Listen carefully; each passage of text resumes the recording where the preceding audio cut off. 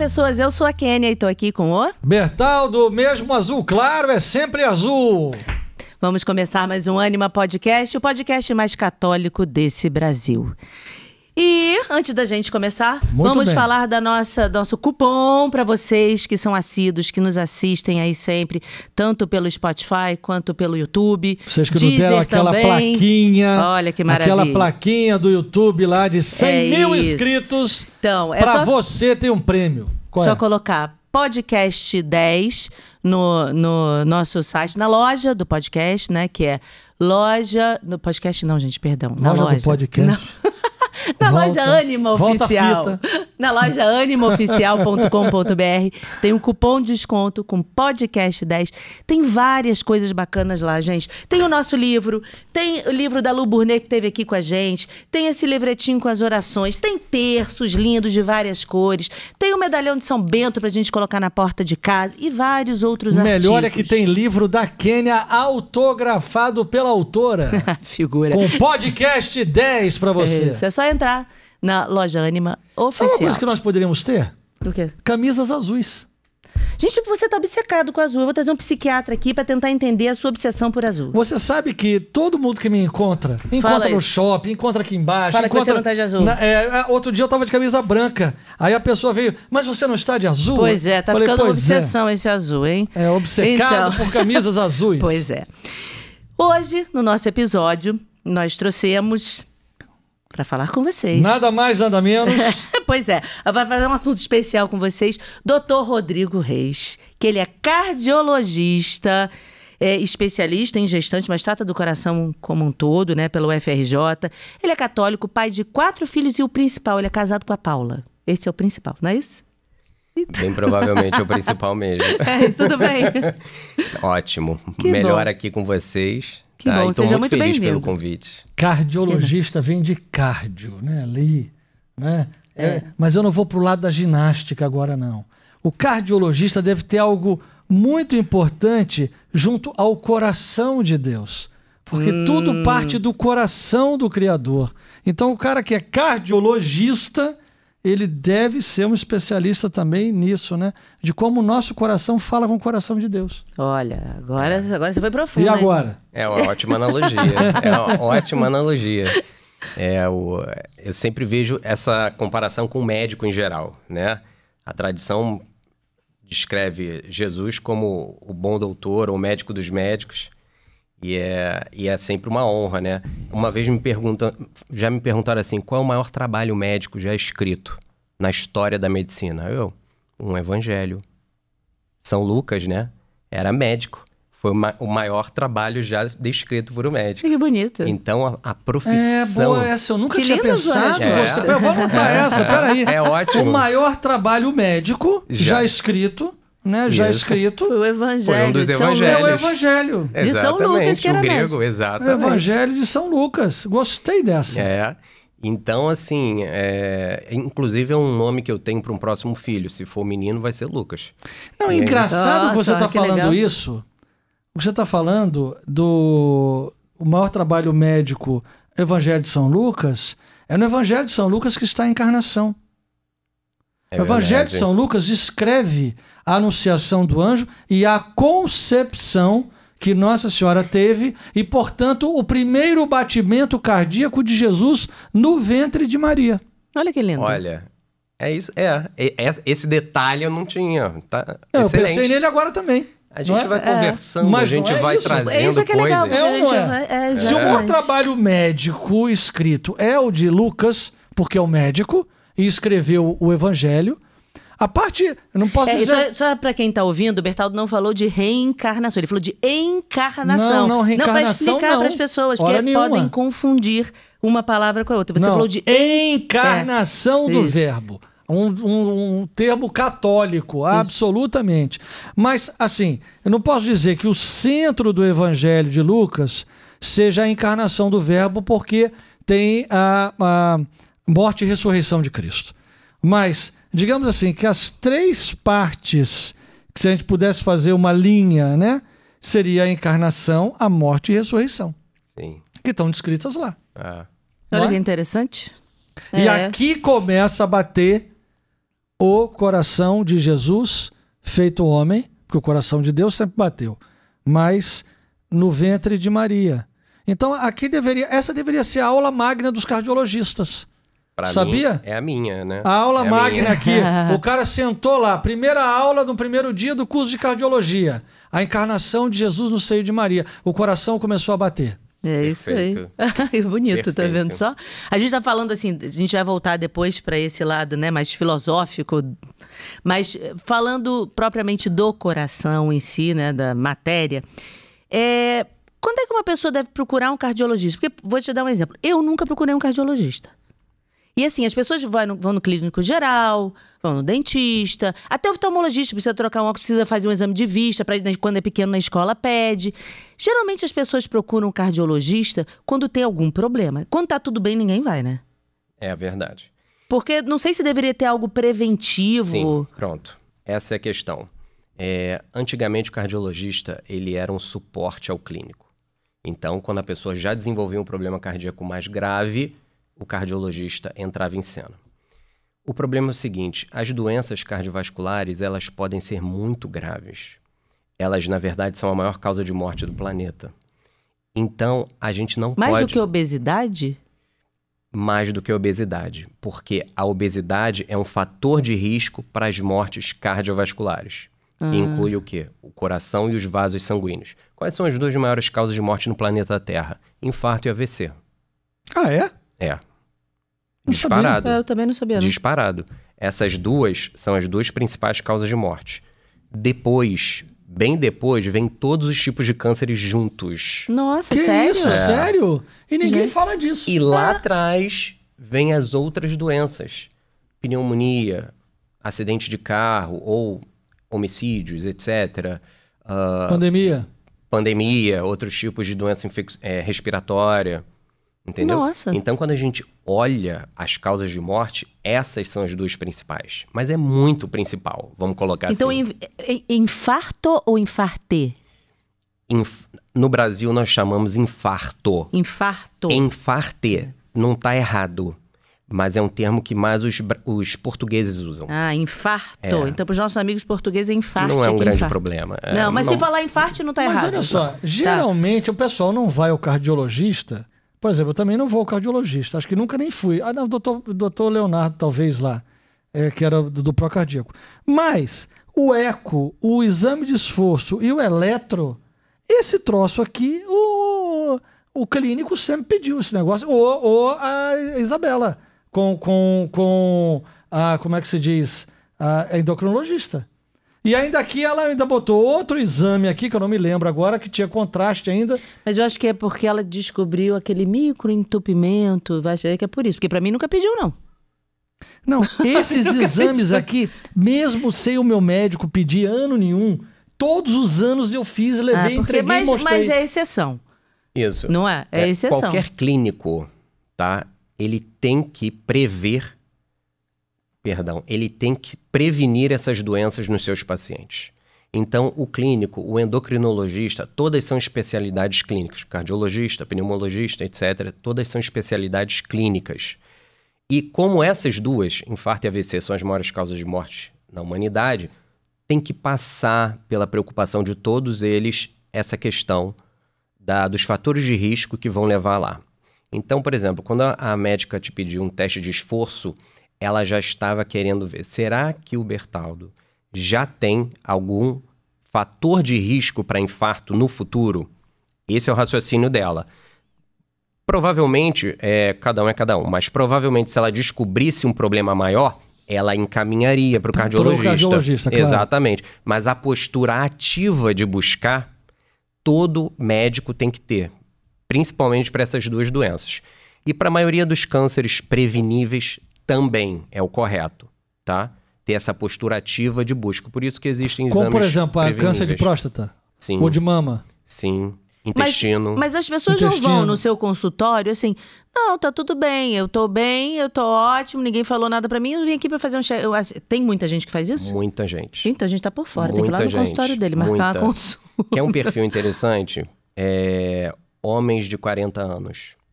Homens de 40 anos, a esposa está engravidando, né? Tá tendo a família está crescendo e ele se dá conta do seguinte: eu não posso morrer. Mas ele vai ter que bater um papo com outra pessoa, né? Vai ter que bater um papo com a pessoa que tem o cartão dele ali. Não, mas ele tá se prevenindo. Pelo amor de Deus aí, São Pedro, faz isso não. Aí ele vai no meu consultório: doutor, quero saber se eu tô bem, se eu tenho que fazer alguma coisa, se tem alguma coisa grave comigo. Então, várias pessoas chegam para se prevenir. Preocupado. Exatamente. É isso aí. É que a máquina vai sofrendo desgaste, Eu gostei muito quando o Henrique Cal, né, que é o neurologista, que é seu amigo, teve aqui, ele falou uma coisa que eu achei muito bonita. Ele falou: as pessoas estão preparadas para morrer, se dizem preparadas para morrer naquele ato heróico pela outra. Mas eu pergunto, por amor à outra, né? Vou morrer pelo meu filho.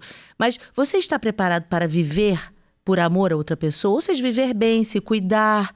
Eu achei isso tão interessante, eu falei, é verdade. A pessoa diz: eu me jogo na frente da bala e aí não morro. Mas o fato de você se cuidar, você buscar ter uma vida saudável, você ir ao médico preventivamente, como esses homens que foram no seu consultório na faixa dos 40 anos, estão preocupados. Eu tenho mulher, eu tenho vários filhos, eu não posso deixar eles desamparados. Isso é amor. Exatamente. Não é? É amor à família. Exatamente. A colocação do Henrique foi ótima.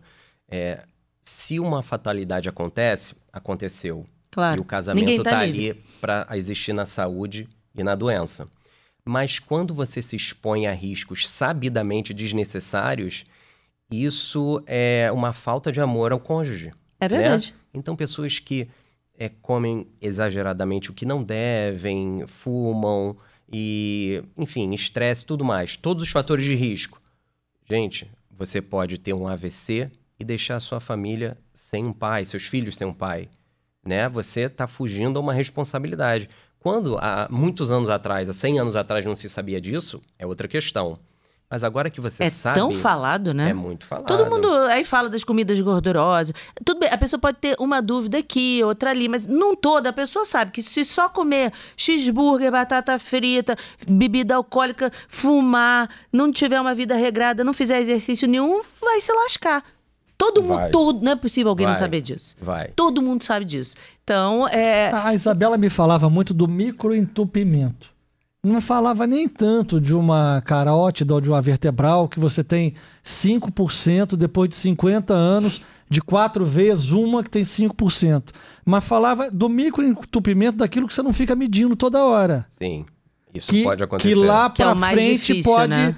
pode causar um dano também, e que não tá tão ali na cara e tal. Os grandes entupimentos são responsáveis mais pelos eventos catastróficos, tá? De uma hora para outra. Os microentupimentos, eles vão causando repercussões menos exuberantes, mas que somados vão dar um problema. Exemplo, estamos falando agora de circulação cerebral. Isso. O microentupimento no cérebro vai se somando e vai em algum tempo degenerar numa demência. A pessoa começa a se esquecer. É Alzheimer? Às vezes não. Às vezes é uma demência vascular, ou seja não tá tantos microentupimentos... Não está irrigando bem, não é isso? Exatamente, não está irrigando bem. E eu tenho o que fazer? Os fatores de risco para isso. Né? Os fatores de risco são conhecidos, vocês sabem, os fatores de risco principais. Né? Não, quais são? Olha, cabem aqui na palma da mão, tá? Nos 5 dedos da mão. Hipertensão, tabagismo, diabetes, dislipidemia, que é o descontrole dos lipídios do corpo, e obesidade. Mas como é que esse 4 aí eu não entendi, não? Esses lipídios também não... Isso, só mexe então não vai entender. Dislipidemia. Os lipídios do corpo são, basicamente, tá? Falando bem sucintamente, o colesterol total, o colesterol e suas subfrações e o triglicerídeos.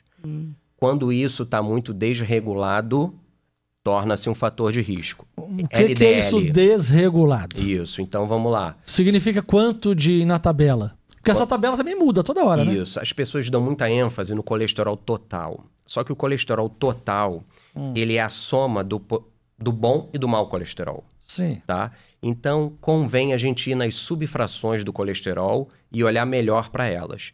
Se existe um colesterol que é ligado a melhores desfechos, a gente chama de bom colesterol, a gente quer que ele seja mais alto.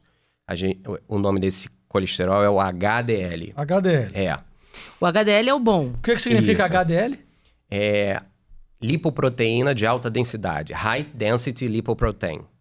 Ah, entendi. Tá? É em inglês. Lipoproteína de alta densidade. Quando a gente fala colesterol, é um termo genérico. Na verdade, a gente está dosando o colesterol ligado a essa lipoproteína. Tá? A lipoproteína você pode pensar como um carregador do colesterol na corrente sanguínea. Porque quando a gente mistura colesterol, é do grupo das gorduras. Uma breve explicação, não é complicado. Sim, mas dá para pode entender. explicar. O colesterol é do grupo das gorduras, tá? Quando a gente mistura gordura e água, elas não se misturam. Azeite, bota Sim. azeite na água, Não mistura. não mistura. O colesterol, para ser carregado na corrente sanguínea, ele precisa de um carreador ali. Porque ele não vai conseguir ser carreado na corrente sanguínea. Livremente. Aquela que não sabe nada, não? Não. Não? Não. Ah. Ele não consegue. Então, ele precisa de uma proteína, essa lipoproteína, para carregar ele na corrente sanguínea. Para os destinos necessários. Para várias finalidades. E quando a gente dosa um HDL, na verdade, a gente está dosando o colesterol ligado à lipoproteína HDL. E quando a gente dosa o LDL... O LDL é o chamado ruim. Isso. Esse deve ser o low. Isso, low density. Low lipoprotein. density, ok. Entendeu? A gordura... Eles andam juntinhos? Não. Não, são primos. Mas eles compõem um ciclo. Eles vão na corrente sanguínea, Eles vão na carregado corrente pela sanguínea. proteína, pelo quê, e vão caminhando. Isso. Então, eu tenho que ter muito do bom, do HDL, É o e ideal. pouco do LDL, que é o ruim. Isso. É isso Mas aí. já ouvi dizer também que ter um HDL, que é o bom, muito alto também não é bom. Isso. Isso aí é a famosa curva em U. Quando a gente tem um HDL muito baixo, é ruim. Uma faixa que é boa. E muito elevado, na verdade, aquilo pode ser uma redução, uma dificuldade do corpo em retirar o HDL da corrente sanguínea. E não que você tenha uma quantidade fisiológica boa.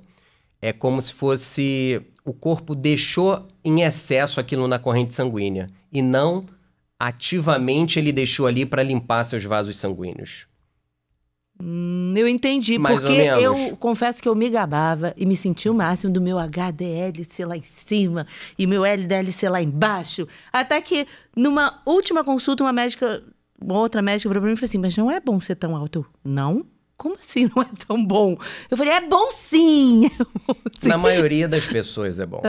Mas você consegue Eu não ver sabia disso. que algumas pessoas que têm um HDL muito alto, a gente está falando HDL, Sim, HDL. acima de 120, por exemplo, nossa, Vou é até depois tão ver o alto. meu. Como pode? Na verdade, é que o corpo, o fígado principalmente, ele não está tirando um HDL antigo da corrente sanguínea como deveria. Entendi. E aí ele permanece na corrente sanguínea mais do que deveria e nos exames de sangue eles vêm elevados. E aí ele E mostra... qual é o isso. ideal desse HDL? O HDL, para mulher, para homem tem que estar acima de 40. Para mulheres, acima de 50. Mas assim, bom mesmo Bom é mesmo. os dois acima de 60. Homem e mulher, acima de 60. Então, mas o que acontece? Esse HDL que Depois ele vou tá se até referindo, olhar ali no meu tem exame. 2 HDLs aí. Tem o HDL old e tem o HDL new. É verdade. Você tá entendendo? O que tá lá, que ficou lá, que não conseguiu ser eliminado. É o Exatamente. old. Ele é bom, mas ele é Exatamente. old. Entendeu? Mas, olha, a questão do HDL tem uma diferença do HDL para o LDL na hora de você pensar na doença cardíaca. Enquanto um participa ativamente do processo de entupimento das Que artérias, é o LDL. que é o LDL, O ruim. o outro, ele é mais um marcador, tá? Então, como um cardiologista olha para o HDL? O HDL tá alto? Bom, tá? Mas a gente não pensa assim, ele tá alto, ele tá ali ativamente limpando a corrente sanguínea. Não, é uma correlação. Ele está alto e a gente já viu em estudos que as pessoas que têm o HDL elevado têm menos infarto. Ótimo, é tudo que eu preciso saber. No LDL, vai além. Ele não é só uma correlação, ele tem uma relação de causa e efeito. Quando o LDL está circulando na corrente sanguínea e ele passa pelos vasos, aquele vaso que já está inflamado é o LDL que entra na parede das artérias, vai ser oxidado e vai gerar as placas de colesterol, que vão gerar o entupimento. Então, é um marcador de saúde metabólica, HDL elevado, Sim. ou não, né? HDL Sim. baixo. Ele é um marcador, o outro não é só um marcador. Ou seja, Ele se é o o próprio LDL agente. tiver alto, lascou. Ele é o agente que faz. Ele é o Então, agente que faz. se o LDL tiver alto, lascou, né? Se o LDL tiver alto... Tem que buscar baixar esse troço. Exatamente. Cara, tem que buscar o baixar. meu HDL é baixo, meu LDL é alto, e não sei o quê. Tem que E mudar. cada vez mais a minha médica olha pra mim e diz assim, você está muito gordo, precisa perder 4 quilos, tem que tomar Rosocor toda noite, aquela coisa toda, mas é a vida, vou fazer o quê? Ué, fazer exercício. E eu não tenho sequer assim uma alimentação tão drástica. Não, nem um pouco. Tenho? Não, nem uma um pouco. boa. Mas Não tem pessoas que elas têm uma... Aí vem a hereditariedade. Isso. Vou dar o exemplo do meu pai. O meu pai, ele fez uma cirurgia... Eu nem sei como é que tá hoje, tá? Ele fez 2 safenas e uma mamária. Tirou 2 safenas daqui da perna, só que era aberto, abre externo, ainda é assim? Existe sim. Continua assim. Então ele fez isso. Passou assim, sei lá, uns 10 anos, entupiu a safena, bota stent. Depois o meu pai, cada hora, botava um stent. Eu falava, gente, meu pai parece vai fazer um exame, uma ressonância, sei lá. Meu pai vai parecer um relógio, cheio de mola dentro, cheio de coisa. Ele botou uns 10 stents depois, porque tem um limite também, né? Chega uma hora que você... A princípio, O não corpo, tem. o corpo vai. Depois ele teve que botar um Não, que é marca-passo. o limite da necessidade. E o que eu percebia era assim... meu pai não tinha uma alimentação também louca. Meu pai, quando mais novo, ele corria muito. Ele corria uns 12 quilômetros. Sei. Ele era uma pessoa super saudável e tudo. E assim, não era aquela comida, nunca fumou. Bebia socialmente. Mas se entupia todo.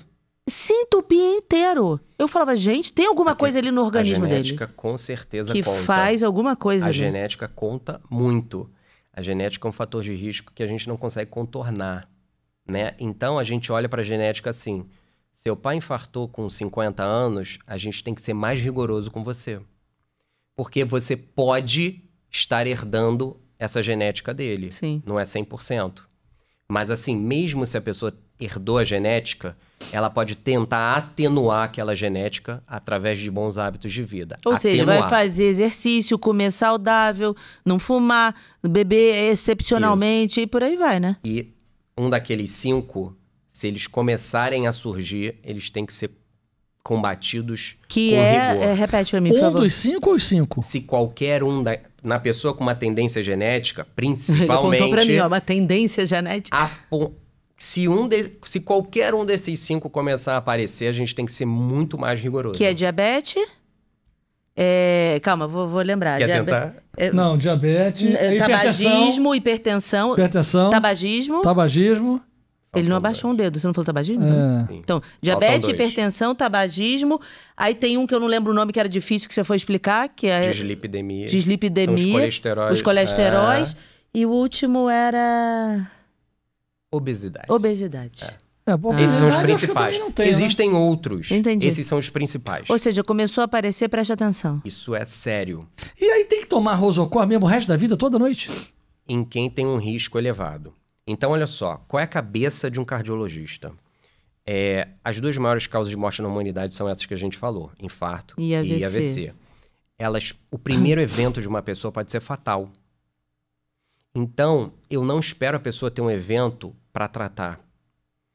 Pelas características da pessoa, eu estimo se ela tem um risco mais alto ou mais baixo de ter esse problema. Num médio tempo, 10 anos. Então, no momento inicial, quais as características dessa pessoa hoje? Tanto. Olha, existem calculadoras médicas para isso. A gente estima em 10 anos, ela vivendo desse mesmo jeito, em 10 anos. Qual é o risco dela ter infarto ou AVC em 10 anos? XYZ. Se o risco for alto, eu tenho que tratar logo. Se o risco for baixo, às vezes mesmo com um colesterol não tão bom, não preciso tratar. Eu consigo, olha, vamos tentar mudar a alimentação, vamos tentar fazer atividade física para ver se a gente lida desse jeito. Né? Quanto mais risco, mais rigoroso, mais agressivo. Quanto menor o risco, menos agressivo. Por quê? Porque o remédio também tem efeito colateral. Se o remédio fosse só tivesse benefício, não tem problema, dilui na água. Mas todo remédio tem efeito colateral. Então a gente tem que pesar o benefício e o malefício de cada coisa. A primeira regra da medicina é primum non nocere. Primeiro não faça mal. Então, para você interferir na vida de alguém, você tem que primeiro não fazer mal na vida dele. Depois você busca fazer o bem. Essa é a base. Gostei disso. Eu também gostei. Agora, a pessoa, ela também... Tem pessoas... Bom, tem pessoas que infartam e não sabem. A vida é vida que segue. Tem. Né? Tem, que Cara eu já vi infartou? isso. O cara infartou aí, tipo, não Melhorou soube. Ele só e soube quando seguiu? fez um exame, não é isso? Tem. E tem pessoas que começam a sentir uma coisinha ali que parece que é tipo um pré-infarto, não é isso? Sim. E quais são esses sintomas desse pré-infarto? Olha só cuidado aí com quem é hipocondríaco, vai começar a sentir o negócio não, tá? Pelo amor de Deus, vai começar a dar muita coisa... A pessoa, eu tô com dor de cabeça, tô infartando. Sim. E não é nada disso, tá, gente? É só uma explicaçãozinha, não é contigo não, tá? Sim. Por favor. O pré-infarto, na cardiologia, a gente chama de angina instável. Boa essa, hein? Instável. Tecnicamente é isso. E o sintoma principal, porque se a gente for falar tudo que pode acontecer, as pessoas podem começar a ficar muito preocupadas.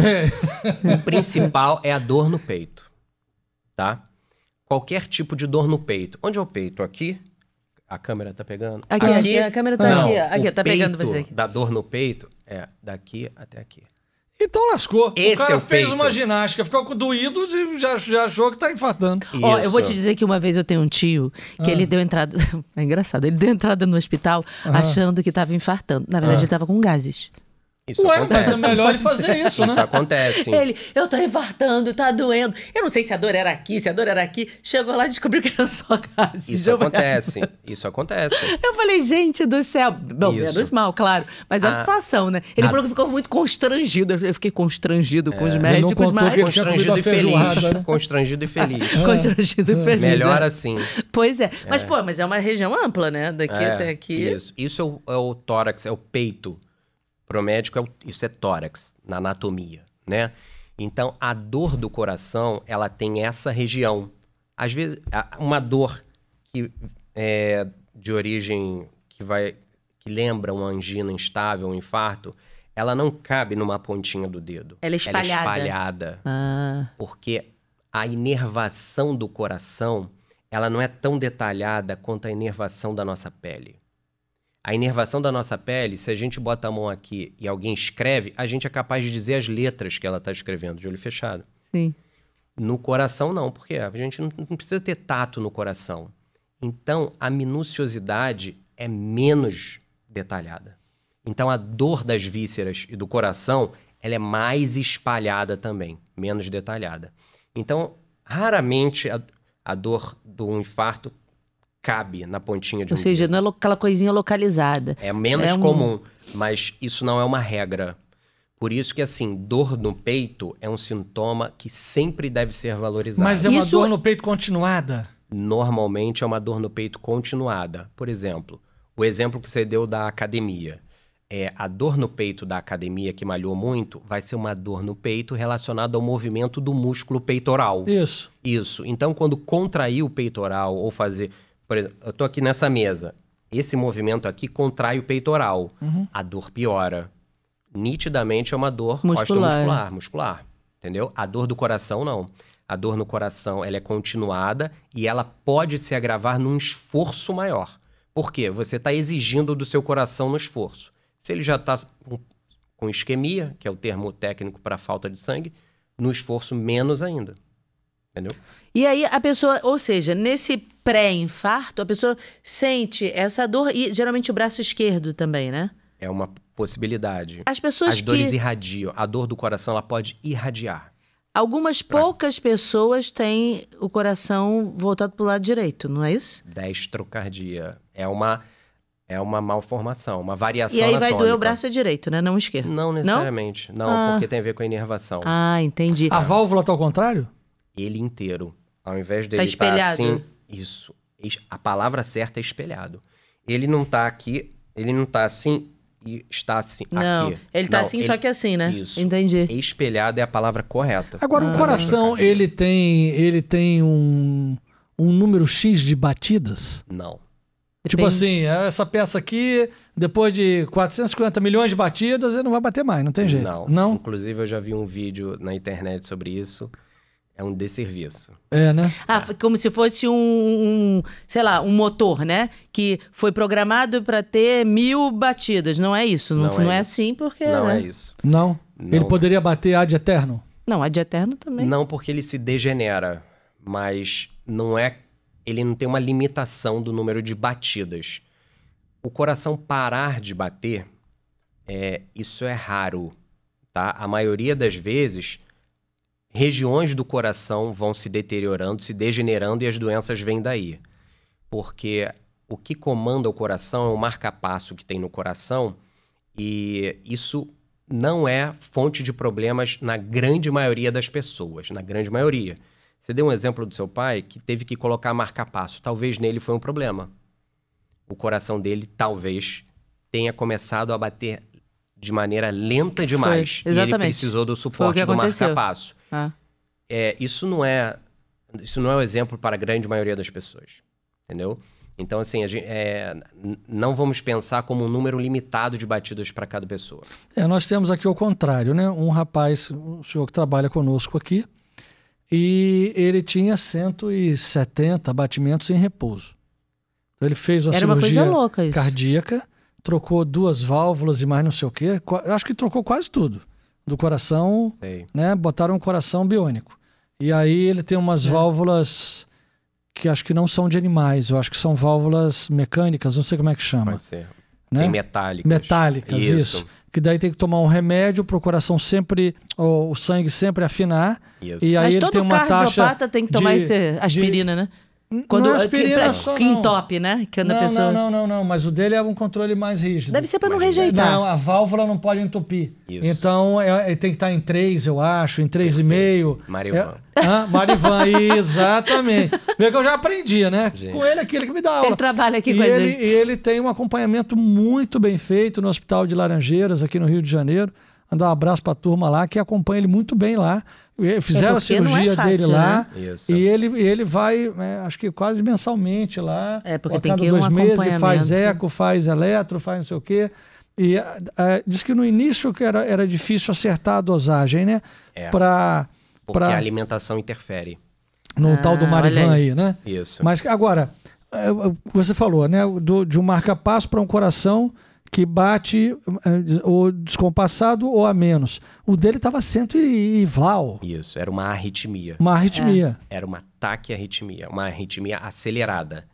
Do seu pai, mas era uma bradiarritmia. Isso. Uma arritmia lenta. Então, mas é uma arritmia há 20 anos. Será que durou isso tudo? Durou. Ele ficou muito tempo. Durou. Então, quando uma arritmia acelerada dura esse tempo todo, o coração ele começa a enfraquecer. E ele começa até a crescer. Porque tá trabalhando muito, né? Ele tá um coração muito. grande, né? Aí a pessoa pode desenvolver uma coisa chamada insuficiência cardíaca. Mas agora trocar as válvulas todas lá ficou zero Perfeito. bala. Ele tinha um problema valvar também. Tinha. Trocou as 2. Quando abriram, acho que ia fazer uma, acabou fazendo 2 e mais alguma coisa. Então o negócio agora... A gente ia falar sobre gestante, ele ia falar um né? negócio. Vocês querem saber uma curiosidade interessante Claro, desse remédio? Quero. O Marivan, ele é um anticoagulante. Ele interfere na cascata de coagulação. Por quê? As válvulas metálicas, elas, quando o sangue passa por elas, elas podem trigar, dar o gatilho da cascata de coagulação. Afinal, é um corpo estranho. Entendeu? Uhum. E o anticoagulante serve para isso. Para aquilo não desenvolver, para o sangue da pessoa com a válvula metálica não trombosar. A pessoa pode ter uma trombose aguda, instantânea. Essa é a função do Marivan. A aspirina já tem outra função. O Marivan, ele originalmente era um veneno de rato. Mentira. Que isso? O rato comia aquilo e morria? Morria. Claro que não era a mesma substância. Sim. Mas o princípio ativo que levou, depois de muita pesquisa e finalmente uso clínico, começou dessa forma. Caramba. Legal, né? Que coisa, né? Muito Como é que ratinho morreu. E aí descobriram isso. Deixa eu fazer uma pergunta que eu te cortei numa hora que você fez até um gesto, assim, que eu tava falando dos sinais de um pré-infarto, que é essa dor espalhada no peito, que irradia pro braço esquerdo, mas você fez alguma coisa aqui assim no pescoço, que eu vi. O que você ia dizer com isso? Isso aqui é o sinal clássico da angina, né? Angina vem de angor, né? Esse abafamento. Então, a angina dói no peito e sobe até o pescoço, pode subir até a mandíbula, né? É uma dor que a pessoa sente? Ou um incômodo, uma aflição? Um abafado, uma pressão, uma compressão. Entendi. Que pode subir até aqui. É um termo que, em Portugal, ainda é usado o termo angina para dores de garganta, faringite. Angina de Provençal. Eu tô com angina. A angina é um pré-infarto? Não entendi o que é angina. Não, é a dor, né? Isso. A dor, Então, a angina é a dor. A gente usa o termo angina do peito como a dor no peito associado ao problema cardíaco, infarto. Entendi. Né? Mas esse termo foi apropriado dessa irradiação de sufocamento para o pescoço, né? Aí a gente, hoje em dia, chama de a dor no peito de angina pectoris, angina do peito. Né? Entendi. Então, quando eu tô com angina, eu tenho angina, a pessoa tem dor no peito. E tem dor no peito, e aí faz o que com essa dor no peito? Então, é que eu escuto às vezes as pessoas falam, tem uma angina, mas aí é uma dor no peito, mas tem alguma coisa para resolver? Tem dor para resolver. Ou ela pode estar sob risco de infarto, que é uma doença grave. Sim.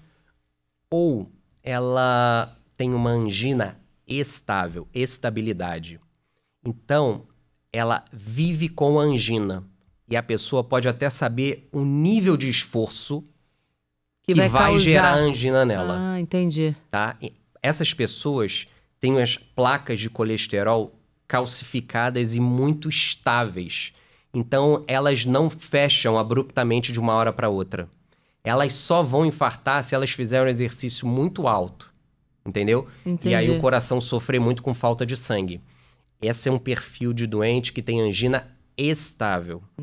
Nesses doentes, se... Um stent não... O stent pode ser uma opção. Porque agora não, já é um tempo, né? Quando meu pai começou a botar stent, não tinha. Depois começou a vir o stent farmacológico, que vai liberando, né, o fármaco ali dentro. Para quem não sabe o que é stent, explica, por favor. Tem gente que pode não saber o que é stent. As pessoas, elas costumam compreender muito bem o stent com a analogia de uma molinha, né? E o stent, ele é um dispositivo, né, colocado dentro da artéria coronária, que são as artérias que irrigam o coração, né? Porque, assim, o coração, ele não extrai o oxigênio e os nutrientes pelo sangue que ele está batendo e jogando para o corpo. Não. Ele extrai o oxigênio e os nutrientes por essas artérias que vão cair em torno dele, por fora, pelo lado de fora dele, né? Quando essas artérias se entopem, que vai gerar a angina e até ao infarto, né? E o stent, ele é uma molinha, né? É um bom exemplo para desentupir essas obstruções nas artérias coronárias. Você primeiro passa um catéter, você passa um catéter por ali, sob pressão você desobstrui, mas se você não deixasse um stent, haveriam, ao longo do dia, de poucos dias, aquilo ia recoil, ia voltar tudo, né? Ia reobstruir. Então você tem que desobstruir sob pressão e deixa um stent no lugar. Mas não tem perigo de romper? Tem. Dissecção, tem perigo. É um risco, todo tratamento tem risco. Tá vendo? Então, quando você indica a colocação de stent em alguém, você tem que pensar nisso. A decisão médica é muito valiosa. Ela tem que, primeiro, não fazer mal, entendeu? Toda vez que meu pai ia, que o médico falava, tem que fazer um stent, todo mundo ficava assim, ó. Porque a gente já sabia que... eu falava assim, gente, aqui dentro do meu pai parece assim, aquela renda que já foi lavada, que é velha, que vem gás, qualquer coisa... Vai rasgar. Eu ficava assim, morrendo de medo. Mas enfim. E tem diferença? Tem mais homens ou mulheres... Tem essa estatística? Mais homens ou mulheres que infartam e a faixa etária? Assim, que é de maior risco, vamos colocar assim. quem está sob maior risco de infartar são os homens. Sem dúvida nenhuma. Isso. Às vezes, algumas notícias, né, falam as mulheres têm mais risco de infartar. Isso foi recente. Mas eu li essas notícias. As pessoas me perguntaram no meu perfil do Instagram sobre essa notícia. Mas não é. O que acontece numa faixa etária mais tardia, as mulheres que vivem muito mais, elas morrem mais porque os homens já morreram todos antes, entendeu? Entendi. Basicamente isso. Sendo bem Já objetivo. morreram antes, os que teriam a tendência a infartar. Entendeu? Entendi. E a mulher, ela vai ficar sob risco muito maior de infarto pós-menopausa. Então, como funciona? O homem, desde os seus 20 anos, começa a ser muito exposto aos processos que vão levar aos entupimentos das artérias. E isso só vai acontecer de maneira mais evidente na mulher depois da menopausa. Então, a mulher tem uma vantagem nesse sentido. E a faixa etária, que é maior risco? A maioria dos infartos, 50% dos infartos acontece antes dos 65 anos. Né? Tem às vezes uns caras novos, né? Que com 40 anos, Sim. pimba, tá correndo. Sim. O cara Pessoal de saudável. 56 anos não infarta, não. Não infarta, não. Queira Deus. Mas não tem umas coisas assim? O cara super atleta, não sei o que lá, tava correndo. Eu me lembro que tinha o filho do Antônio Carlos Magalhães, Eduardo Magalhães, em Brasília. Era um cara de 40, 45 anos, estava correndo em Brasília, acho que em Brasília mesmo, né? Caiu duro, aí falaram que foi um infarto. Teve aquele filho do pai dele. do Pão de Açúcar. Esse mesmo. O João Paulo Diniz. Esse foi na Lagoa Rodrigues de Freitas. O cara é triatleta. E caiu duro lá, assim, super saudável. João Paulo, como é que é o nome? Filho do Abílio Diniz, que também morreu assim. E a gente fala, cara, e deu alguma coisa no coração também. Foi... pela imprensa foi infarto também. Agora a gente tem que pensar da seguinte forma. Existe a questão hereditária, então mesmo um homem jovem tem uma tendência a infartar antes do esperado, isso é um ponto. Agora, existem outras causas de infarto que não são pelo entupimento das artérias coronárias. Não? Não. Tá? Então, existem, por exemplo, pessoas que nascem com malformação da artéria coronária. Sim. Então, elas têm uma tendência de infarto maior. Tem pessoas que têm espasmo da artéria coronária. A artéria se contrai em momentos. Pode ser uma causa de infarto. Sem contar de pessoas que se expõem ao uso de substâncias ilícitas, né? A principal delas é a cocaína.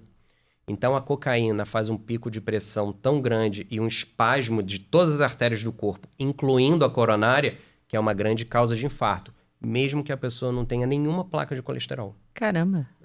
Eu não sabia disso. Então, tem várias outras causas. A principal... as placas de obstrução, as placas de colesterol. Mas tem muitas outras causas. Então, quando a pessoa infarta muito antes do previsto, a gente tem que pensar nessas outras causas. Não, a do previsto na estatística, né? Porque não é previsto que todo mundo na vida infarte, né? Exatamente. Mas assim, quando a gente vai pensar no paciente, a base do raciocínio são os dados populacionais. É a epidemiologia, que a gente chama. Então, a gente se aproxima de alguém com a epidemiologia e a gente começa a conversar. O que você sentiu? Seu pai já teve problema de saúde? Você fuma? Aí a gente vai, de toda essa base populacional, a gente vai pescando o perfil exato daquele doente para tomar a decisão em cima dele, né? Mas a gente se aproxima de cada pessoa com essa epidemiologia. Meu pai e minha mãe nunca tiveram, né? Nem pressão alta, nem negócio de coração. Isso é ótimo. Compensação, efizema, não sei o que lá, asma, bronquite. A parte respiratória, não do cardíaco ficou do meu lado aqui. Entendi. Pois entendi. E outra coisa, quando fala pra gente estar atento à circunferência da cintura. Mas eu acho que isso, vê se eu tô errada, é pra dizer que assim, você tá com...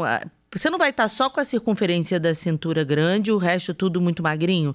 Então é pra dizer o quê? Você tá gordo, não, talvez. Não, vai sim, Kênia. Que é isso? Você nunca viu o Eggs... Quem?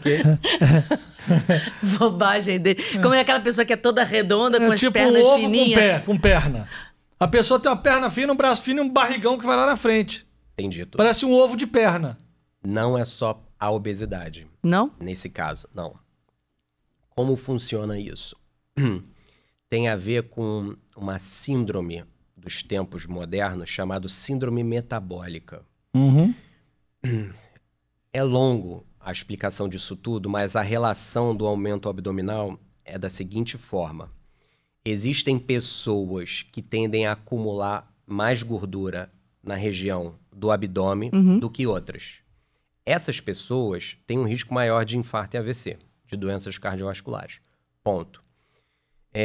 Como a medicina foi entendendo isso? A gordura que se acumula dentro do abdômen, intra-abdominal ou visceral, ela causa uma repercussão muito pior para o metabolismo do corpo. Como é que a gente pode ir simplificando para todo mundo? O corpo possui um lugar próprio para guardar gordura. Se chama tecido adiposo, fica no subcutâneo, né? É o pneuzinho que a gente consegue beliscar. Quando a pessoa acumula gordura acima do limiar de cada um, ela começa a acumular gordura onde não deve. Entre as vísceras, no fígado, no pericárdio, né, que é em torno do coração. Essa gordura... Até em torno do coração? Não sabia, não. Em torno do coração pode acumular também. Em torno do coração tem uma membrana chamada pericárdio e pode acumular ali também. Mas, por exemplo, a gordura do fígado, a mais falada, todo mundo fala a muito. esteatose hepática, doença gordurosa do fígado. Essas gorduras que se acumulam fora do tecido adiposo, né, do subcutâneo, elas não são inócuas. Elas geram um transtorno metabólico para o corpo que vai aumentar os níveis de glicose, alterar os níveis de colesterol, tudo para pior. Então, quando a pessoa tende a ter muito mais gordura no abdômen do que no resto do corpo, isso aumenta as chances dela de ter doença cardiovascular. E como é que faz para não ter isso aí? Uai. Isso é uma tendência genética. A gordura abdominal? Então, você começa a acumular gordura no seu tecido subcutâneo, né, tecido adiposo, e quando você chega num limiar, se você continua engordando, você começa a acumular intraabdominal e no subcutâneo. Intraabdominal e no subcutâneo. Então, o principal é controle do peso. Você ter um peso saudável para sua altura. Esse é o caminho. Depois... Conclui. Isso é uma tendência que é maior em homens, por exemplo. Geneticamente. Tô sabendo. Né? Então... Será que essa é a grande diferença dos homens para mulheres? É uma delas, tá? E conforme a idade passa, também essa tendência de gordura abdominal aumenta. Isso pode ser, talvez, porque a humanidade como um todo está se exercitando muito menos do que deveria, né? O ser humano foi, na época das cavernas, o homem ia lá matar o leão, matar o mamute, não sei o quê, a mulher estava lá tomando conta de tudo, o cara voltava, achava a caverna, era muito exercício. Agora todo mundo muito sentado. Muito exercício, muito pouca comida disponível, também, né? pouca comida, não tinha nada porque, gordura, nada enlatado. É um conjunto. E o sujeito não tinha pão para comer, né? Toda hora. Não tinha salsicha. Não tinha salsicha, um biscoitinho, não tinha não sei o quê. Eu não sei como é que a população mundial se alimentava nesse tempo. Mas eu imagino que o cara não tinha como conservar uma carne. Sim, era outra história, claro. Outra história. O que eu fico vendo muito Mas também os caras só duravam 20, 30 anos, tá? Só para o seu governo. Também. Há 100 anos atrás... A expectativa de vida no mundo devia ser em torno de 45, 50 anos. Caramba, era muito novo. A gente dobrou. Há 100 anos atrás só? Há 100 anos. Há 100 anos. A gente está falando... No início da década de 20, século 20, tiveram algumas coisas que foram fundamentais para o homem viver mais. Que foi a criação dos antibióticos, a medidas higiênico-sanitárias, né, a descoberta da biologia e tudo... e o aumento da renda per capita. Essas coisas todas mudaram a vida no planeta, tá? Então, há 100 anos atrás, uma pessoa morria aos 45 anos de pneumonia, de tuberculose, tá? De diarreia, cólera. Porque não tinha os remédios, né? Que combatem. Qualquer pessoa hoje sem um antibiótico com pneumonia vai pro... Tchau. Exatamente. Não volta. A gente tá se essas coisas forem retiradas, a gente volta a um estado de 100 anos atrás. Então, o que aconteceu? A gente conseguiu combater a pneumonia, a gente conseguiu combater a tuberculose, a cólera, as diarreias graves, e aí a gente passou a viver mais. E o estilo de vida mudou também. A grande maioria da população mudou-se do campo para as cidades. Houve um acúmulo de alimentos, houve uma redução da mobilidade. Novas formas de vida trazem novas doenças. Isso é normal, tá? A gente vive mais e muda o estilo de vida. A gente dá tempo e mecanismo das doenças degenerativas crônicas. Então, o diabetes tipo 2 surge aí, a hipertensão, o infarto, o AVC. Porque antes ninguém nem tinha, já tinha morrido. Já tinha morrido, exatamente. Quem tinha muita tendência morria antes por pneumonia. No Egito morria com 20 anos. 25 anos. É, isso aí. Quando Tutankhamon foi lá exumado, né? Exumada a múmia lá, foi lá feita os exames. Agora, o que eu acho assim que é muito ruim, que eu vejo muito, é uma apologia, um endeusamento da obesidade. Tem uma influencer catalã, não pode nem falar o nome dela, porque ela processa, qualquer coisa ela processa. Ela é obesa, bem obesa, e se alguém falar que ela é gorda, ela processa, porque ela diz que ela é assim, é síndrome de Gabriela. Eu nasci assim, eu cresci assim, você sempre é assim, Gabriela. Tenho certeza que ela não nasceu daquele jeito, que é aquilo... Ok que tem pessoas que são maiores que as outras, tem gente que é seco. Naturalmente, a pessoa tem gente que é mais cheinho, maior. Agora, você precisa, seja seco, seja mais cheinho, seja de que tamanho, você precisa buscar ter uma vida saudável. A obesidade mórbida, que é o caso dessa mulher, dessa senhora aí que eu tô falando, aquilo não é nem um pouco saudável. E ela fica fazendo apologia e fica dizendo e processando se alguém falar alguma coisa dela, que é muito, eu acho isso muito louco. Ou seja, você não pode falar que a pessoa é gorda. Tudo que você fala é ruim. Mas ela tá fazendo um desserviço. Sim. Ou seja, fiquem gordos, mas você engordou? Continua assim, se aceite. Tá ótimo, não. Você faz ginástica. Vai buscar ver o que é, se tá com algum problema no teu metabolismo. Vai ver o que tem. Tem tanta coisa para ajudar hoje em dia. Não é isso? Um dos 5 é obesidade. E isso já tá mais que provado. Pois é. Todo obeso vai morrer de infarto? Não, não necessariamente, entendeu? A questão genética tem um papel aí também. Mas você ficar obeso, você está se expondo muito ao risco de uma morte prematura, né? Então, a gente estava conversando do amor ao próximo, o amor ao cônjuge ou aos filhos. Você vai ficar obeso, né? Sem tomar nenhuma medida, se expondo a morrer 15, 20 anos do que você morreria, é algo para se pensar. Sim. E aqui a gente não está falando de pessoas que têm transtornos metabólicos, endocrinológicos. Sim, claro, que são exceção, vamos dizer assim. E não tem meios de contornar uma obesidade. Mas é importante deixar claro que a obesidade é um fator de risco de doença cardiovascular, né? Se a pessoa se acha bonita, obesa... Enfim, é o problema dela, mas o risco cardiovascular dela não quer saber disso. A biologia não se importa com os sentimentos e os gostos dela. O gosto fashion, né? Eu acho assim, não precisa... talvez isso seja um oposto àquela coisa que estava muito massificada de mulheres muito magras, mulheres cabides, de passarela, das revistas. Ok, eu entendo. Uhum. Aquilo ali, aquelas mulheres têm aquela genética de serem extremamente magras, que não é a maioria. Mas daí também, você endeusar o oposto... Mas que também não faz bem.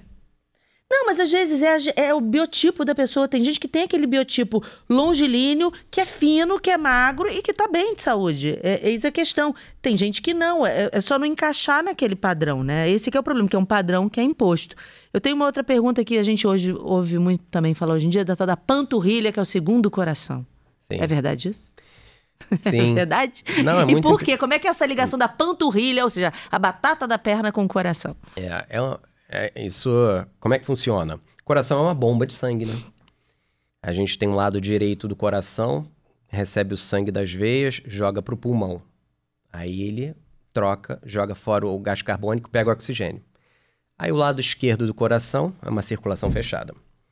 Ele pega esse sangue cheio de oxigênio e bombeia para o corpo inteiro. Só que quando ele chega lá nos pés, para ele voltar do pé para o coração, como é que ele faz? Né? Então, é um fluxo devagarzinho de sangue para voltar, porque nas veias a pressão é muito baixa. Qual é o papel da panturrilha? As veias passam no meio da perna, é envolto pela musculatura toda da panturrilha e do quadríceps também, da coxa. Quando a panturrilha se contrai, ela espreme a veia ali no meio. E aí o conteúdo... Espirra pra cima. Espirra pra cima. Não, Só mas... pra cima porque a veia tem válvula.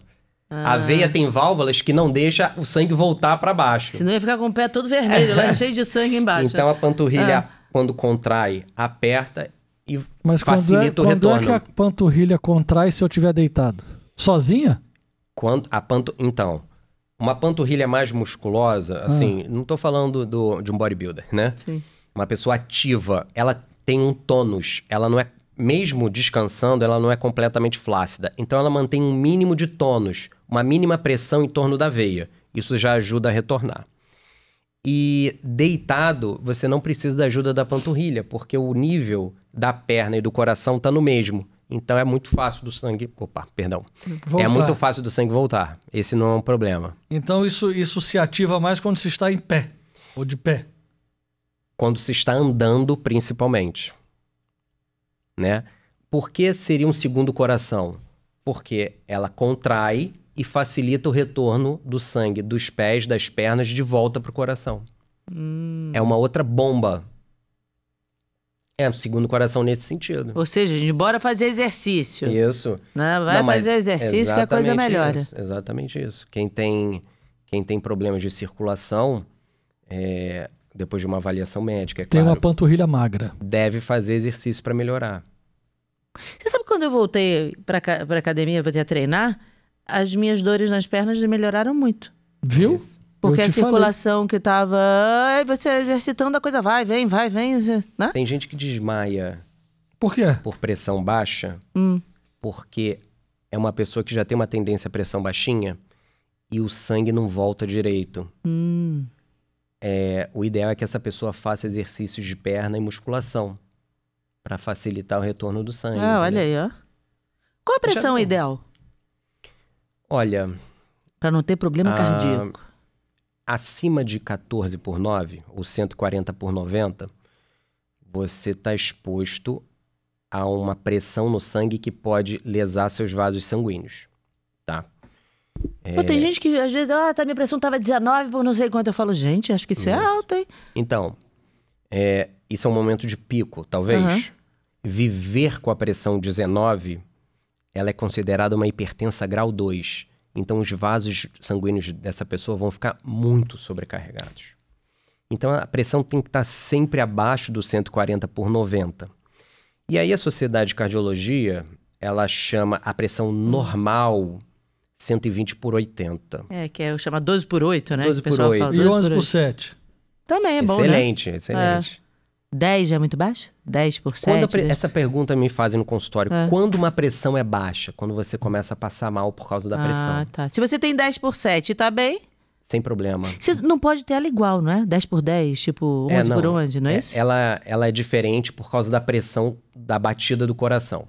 Você só vai igualar se seu coração parar. Que não é boa coisa. Jamais. Isso daí deixa ela diferente mesmo, que é melhor. Entendeu? Mas vamos falar um pouco da gestante? Vamos. Não é? Porque ele é especialista em gestante. Não é um infarto dos outros. Há 10 anos eu lido. Não, mas é especialista em tudo. Ele tá do coração.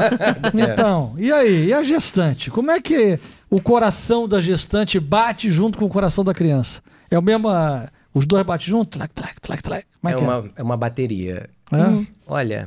É porque o da criança é mais rápido, né? É mais rápido. É impressionante aquela... bem mais rápido. É um É uma emoção assistir um ultrassom do neném, do filho. E, bom, a questão da gestante, eu lido com gestante há 10 anos, né? Eu sou cardiologista da maternidade escola da UFRJ. Eu também sou do hospital universitário, né? Então, mas qual é a questão? Existem poucos cardiologistas que tomam para si essa conduta especializada em gestante. Enfim, não sei exatamente o motivo. Mas a gestante tem uma particularidade porque ela está numa fase de mudança rápida do corpo. E o coração e o sistema vascular todo tem que dar conta disso. Então, a mulher engravida, o corpo dela está se preparando rapidamente para gerar o neném e para o momento do parto. Então, essa mulher, a quantidade de sangue dessa mulher aumenta, o número de batidas por minuto do coração aumenta. Aumenta? Aumenta da mulher. O número de... a força de cada batida do coração dessa mulher também aumenta. Tudo isso para que o útero dela, o órgão, o útero vai crescer, então tem que mandar mais sangue para lá. Ela vai gerar um novo órgão ali, que se chama placenta, tem que mandar mais sangue para lá. Nem sabia que placenta era um órgão. Vamos chamar assim. E tem um neném crescendo. Sim. Né? Cada vez mais pessoa exigindo na barriga. uma pessoa nova ali, tem que mandar mais sangue para lá. Então o corpo dela todo se prepara para isso. Né? Por esses... Demanda muito, né? Demanda muito. Mas se prepara em 24 horas, né? Porque concebeu, começou. E aí? Começa a se preparar em 24 horas. Não é? Começa. Mas ela leva a gestação inteira se preparando. Porque o bebê vai crescendo, tudo vai crescendo, aí você vai indo, bate mais forte. Não, porque a mulher não tem como se preparar e dizer, agora eu vou engravidar. Não, agora... não é a atitude da mãe se preparando. É o corpo sinalizando, opa, ela engravidou nesse ciclo desse mês. Tem alguém por aí. É por aí. Galera, a gente tem que cuidar. E como acontece quando você tem gêmeos ou trigêmeos? Como é que é esse impulso? Porque aí são 3 ali dentro, por exemplo. Isso. 4, né? Uma pessoa mais 3 dentro. Isso quando não é quíntuplo, proporcional. tem umas coisas assim. Tem uma mulher que gerou 8. É isso aí. Ela tem que bater mais, ter mais sangue. Tem que dar conta de tudo isso. Tem que dar conta. Inclusive, a tendência dos filhos múltiplos, né? Gêmeos, trigêmeos, etc. É eles até nascerem um pouquinho menor. Sim. Porque não tem como todo mundo nascer grandão, entendeu? Porque como é que vai suprir para todo mundo? Né? É difícil. E as mulheres gestantes, elas têm... apresentam, algumas, claro, muitas questões, muitos problemas cardíacos? Apresentam. Um interessante, que não é descrito como uma doença, mas vale a pena lembrar aqui, é a pressão baixa no início da gravidez. Todo mundo tem? A maioria das gestantes tem. Por quê? Antes do coração dela bater mais rápido, mais forte e a quantidade de sangue aumentar nas artérias e veias daquela mãe, os vasos se dilatam. Então as artérias e veias daquela gestante se dilata para conseguir receber isso em algum tempo. Uma reação hormonal. Essa dilatação dos vasos faz a pressão cair. Então, uma mulher em início de gestação, ela pode ficar mais sonolenta, ela pode ter tonteiras e até desmaiar. Gente, eu tinha muito sono. Muito sono? Muito, nas 3 gestações, muito sono. Isso. Uma mulher tinha vontade de dormir o tempo todo. Exatamente. E por isso que tem que ter os assentos preferenciais das gestantes, inclusive para gestantes sem barriga, que algumas mulheres ficam constrangidas. Aí eu falo, algumas mulheres chegam no consultório, eu tô tendo tonteira. Olha só, aí eu fico constrangida de pedir um lugar para mim, tô mentindo. Não, mas eu entendo. Mas você tem que sentar, porque se você cai com seu neném aí, olha o problemão. E aí, conforme a gestação vai passando, a quantidade de sangue vai aumentando, aquele vaso que estava dilatado é preenchido, vamos colocar assim, a pressão se equilibra mais e esses sintomas iniciais da gestação vão melhorando. Entendeu? No final da gravidez, a mulher pode ter queda de pressão por outros motivos. Quais? Né? Olha, o útero pode crescer tanto que ele começa a comprimir as veias que trazem o sangue das pernas de volta para o coração. Então, às vezes, a mulher está em casa sentada e está meio que uma tonteira. Por quê? O útero está comprimindo a veia e o sangue não está voltando mas ela não todo. está sentada, tinha que estar mudando de posição, né? Pronto. A orientação é essa. Viu? Ficar de lado. O cara que tem 3 filhos sabe tudo. Já sabe, já Muda sabe. Meu amor, tô passando mal. Muda de posição. Muda de posição. Olha, ele tá Fica em deitado pé. em cima da barriga. Vira aí, E é de velho. lado. De Fica lado. de lado aí. De lado, vai dar tudo certo. Tá vendo só? E tem pensa que casos não? graves de Tem. gestantes? E o caso grave da gestante é o oposto. É a pressão alta, né? Sim. Por Então, uma... quê, hein? Olha, não é completamente esclarecido. Tô falando de pré-eclâmpsia ou eclâmpsia. Mas quando algumas gestantes evoluem com hipertensão da gravidez, pré-eclâmpsia ou eclâmpsia, isso traz mais riscos para a mãe ou para o neném. Mas o que é eclâmpsia em si, para explicar para as pessoas? A eclâmpsia, quando a mulher engravida, algumas mulheres, essa é a teoria principal, há uma inadequação dos vasos entre o útero e a placenta. A placenta fica dentro do útero, tá? A placenta é o meio campo entre o corpo da mãe e o neném, beleza?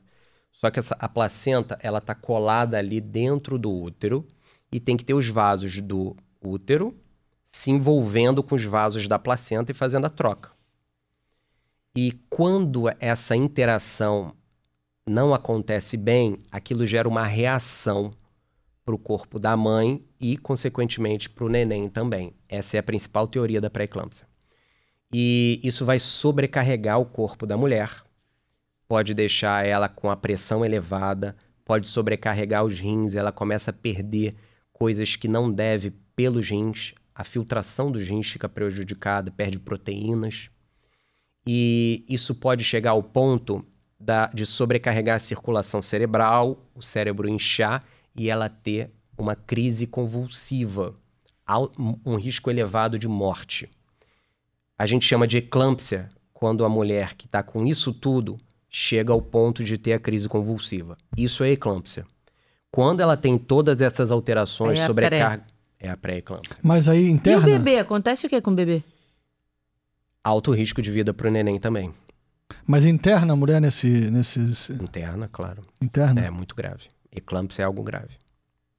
A pré-eclâmpsia E trata nem com sempre o quê? é grave. Para poder baixar fazer essa interação aí, do que não tem. Como é que faz isso? E para baixar essa pressão? Existem algumas medicações para controlar a pressão. Para a mulher na iminência da eclâmpsia, gente, tá tudo muito alterado nela. Ela pode ter uma crise convulsiva a qualquer momento. Existem medicações para evitar a crise convulsiva, que é um agravante por si só. Mas o tratamento definitivo é o parto. Mas vem cá. Ou seja, já tá ali com 8 meses, já dá pra nascer. Vamos embora. É viável, né? O termo Sim, técnico claro. que se usa. É viável, ele consegue sobreviver? Vamos fazer a cesariana. Esse é o tratamento definitivo nessas mulheres. Então, mas porque mulher grávida toma muito pouco remédio, ou não toma remédio. Deve ser bem restrito. Então, você falou que daria remédio para controlar tudo isso? Não, então, existem medicações que podem ser dadas para a grávida para controlar isso. São remédios que não fazem mal para o neném. Já foram testados há décadas. Se usa esses remédios. Mas às vezes nem eles dão conta do recado. É difícil, né? Tem que fazer o parto e Parto. pronto. E aí resolve o problema da mãe, porque exatamente a placenta com o útero e resolveu, nasceu, Isso. pronto. Quando a mãe está nesse estado, ela não consegue nutrir mais direito o neném. E o neném fica com falta de nutrição. Ele fica em sofrimento ou não? O termo é esse, sofrimento fetal. Acho que você é quase um médico, não sabe. Ele Você tá fica em quase Quando o sofrimento. bebê, eu vou te dizer mais E ainda. agora vai botar o lado dele de médico pra fora, vai. Quando o bebê fica em sofrimento, ele tem um negócio que ele aspira micônio. Acho que é Mecônio, eu não sei bem o nome, mas é isso aí. Porque ele fica em verdade. sofrimento. É verdade ou não é? Eu vi um bebê falecer assim. gente, infelizmente a gente viu. Infelizmente. Mas agora, a gente tá falando da parte bem física do coração e tudo, Sim. mas agora falando de algo mais filosófico, sei Do lá que como nós é que a gente... começamos, ou né? espiritual. Tava mais leve. Pois é. Assim, como é que o estresse e a depressão afetam o coração? Olha, nem sempre se deu valor a esse aspecto do ser humano, tá? Antigamente se olhava o ser humano como uma máquina, né? A analogia. E você pode usar isso como exemplo, como analogia, metáfora e tal, mas não é assim. A visão atual do ser humano, a visão madura, é olhá-lo como um ser de aspecto biopsicossocial. Biopsicossocial. Esses dois aspectos que você falou, Kênia, estresse e depressão, eles agem diretamente no aspecto, nas questões psicossociais e indiretamente na física, tá? Então, o estresse e a depressão, eles estão diretamente relacionados ao aumento de infarto e AVC, tá? Pessoas com depressão ou muito estressadas infartam mais do que pessoas que não têm isso. Olha isso. É porque eu acho que foi o que você estava dizendo, durante muito tempo era assim, ok, vamos olhar o corpo da pessoa como se fosse realmente uma máquina. O coração tá batendo, isso aqui tá aqui. Só que o que a gente sente, né? O nosso estado de espírito vai, me corrija se eu estiver falando besteira, mas o que eu vejo isso. A gente, quando tá feliz, a gente libera um hormônio da felicidade. Quando tá triste, deprimido, você libera um negócio que te faz mal, que te deixa... E você vai ficando cada vez pior. Isso, a gente é todo interligado. Então, isso vai afetando tudo, não é isso? Perfeito. A gente é interligado, né? Então, a visão católica do corpo é um ser... É o corpo e a alma, né? Tem o espírito também. E o corpo e a alma, eles estão completamente interligados. Um influencia no outro, tá? Então, alguns estados de saúde comprometem a parte psíquica. A parte psique em grego é alma, né? Sim. A parte da alma. E estados da alma comprometem no corpo. A depressão, né? Compromete no corpo, tá? Então, como a gente enxerga a influência desses estresse e depressão no corpo? Liberação de hormônios que prejudicam o corpo, né? Desregulação de hormônios, perdão. Eles não prejudicam o corpo a todo momento, mas eles, de maneira desregulada, prejudicam o corpo, né? Então, a gente vê, assim, pessoas com muito estresse ou depressão aumentando níveis de cortisol e adrenalina, tá? Então, elas têm funções deletérias no corpo dessa pessoa. E adrenalina e cortisol muito elevado leva a vários problemas de saúde. Então, é uma forma de interpretar como esses estados psíquicos, né, ou da alma comprometem no corpo. A explicação provavelmente é essa. Mas o que a gente vê nos estudos é pessoas com depressão e estresse tendem a ter mais infarto. Isolamento social. E tem mais coisa além. Tem coisa além. Tem? A gente falou brevemente antes de começar. Existe atualmente um departamento de espiritualidade da Sociedade Brasileira de Cardiologia. Então, é uma tentativa... Isso é uma coisa nova, não é? É recente, tá? Diria que talvez 3 anos, por aí. É bem recente. É bem recente. Mas é só do departamento de cardiologia? Os cardiologistas se organizam na Sociedade Brasileira de Cardiologia e ali tem um departamento de médicos que pesquisam só isso. Entendeu? Que lidam com esse assunto. Com a espiritualidade. Que interessante. Mas sem algum credo definido. Isso, ótima colocação. O que eles veem como espiritualidade é o que a ciência consegue medir, tá? Então, é a ideia... O que é espiritualidade? Eles diferenciam a espiritualidade da religião. Então, vê-se a religião como um sistema de crença, de conduta, o culto, a doutrina, etc. A espiritualidade seria um conjunto de valores morais, comportamentais e emocionais que levariam a pessoas a pensar, reagir e se comportar de uma forma. E essa atitude da pessoa com ela mesma, ou com outro, ou com os hábitos de vida, levam a ter doenças, entendeu? Ou não, ou se prevenir de doenças. Então, a visão de espiritualidade científica no momento... Da academia, né? Da academia, é essa espiritualidade, tá? As pessoas com maior espiritualidade com conjunto